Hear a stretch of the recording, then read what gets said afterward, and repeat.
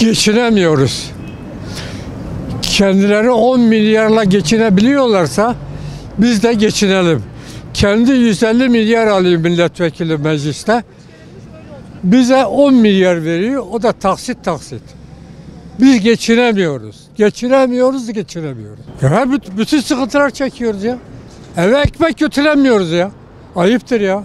30 milyar istiyorum. Verir mi? Vermez. Kendisi maaşı 200 milyar.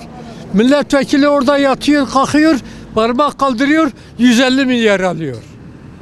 Bana 10 bin lirayı da taksit veriyor. Yeter artık ya. Yeter. Emeklilere yani o para yetersizdir zaten. Yani bugün bu emekli maaşının zaten emekli olan insan ne için emekli olur? Rahat etmesi için emekli olur. Emekli olan bir insanın yani en aşağı bugünün şartlarıyla 20-25 bin lira alması lazım. 20-25 binden aşağısındaki olan emeklilik maaşıyla rahat yaşayamaz yani. Her emeklinin evi yoktur yani. Birçok kişi kiracıdır da aynı zamanda. Bu var, ondan sonra hastalıkları daha fazlalaşıyor. Yani bu emekli olan bir insanın yılda bir sefer tatil yapması lazım. Gezmesi lazım, dolaşması lazım, yemesi, içmesinden mesela şey yapması lazım. Bunlar hepsi önemlidir yani. Ama bugün 10 bin lira emeklilikten sen bugün bir kiracı olan bir insan kirasını ödeyemez. Bugün ev kiraları olmuş, Şanlıurfa'da mesela ev kiraları 13-12 bin lira.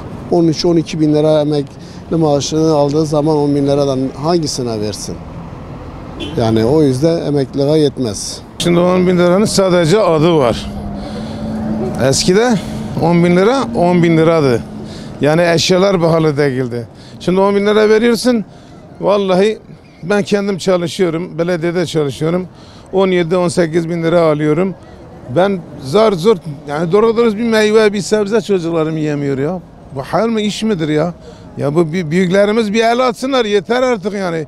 85 milyon insan sizin yani nasıl iş ben anlamadım ya. Bir şeyler yapın kardeşim ya. Bir şeyler yapın ya. Ya affedersen benim oturduğum ben kiracıyım. Yani affedersen it bile oturmaz ya. 2 metre evin için tarafı hep rutubetlidir yani. Ben ailemle her gün kavga yapıyorum. Sen bizi böyle bir yere koymuşsun. Ya anam ben gitsem 8 milyara yapamıyorum. İşte bu 4 milyona tutmuşuk. Bu da insan yatmaz orada. En az 22 olacak. Bence yeterli değil. Ekonomiye bakarsanız, fiyatlara bakarsanız yeterli değil. Daha fazla olması gerekirdi. Diğer vatandaşlar gibi normal güzel bir şekilde yaşam hakkı yani. Başka ne olacak? Yani en azından bir asgari ücret gibi ya da asgari ücrete yakın olsaydı daha güzel olurdu. Yetkililere söyleyeceğim hem emekli maaşını hem asgari ücreti verirken ne bileyim onun denetimini yapsınlar. Daha böyle insani yaşam koşulları ne gerektiriyorsa bir insanın sosyal hani sonuçta devletimiz sosyal devlet. Daha güzel yani bir şeyler yapabilirseler iyi olur diye düşünüyorum.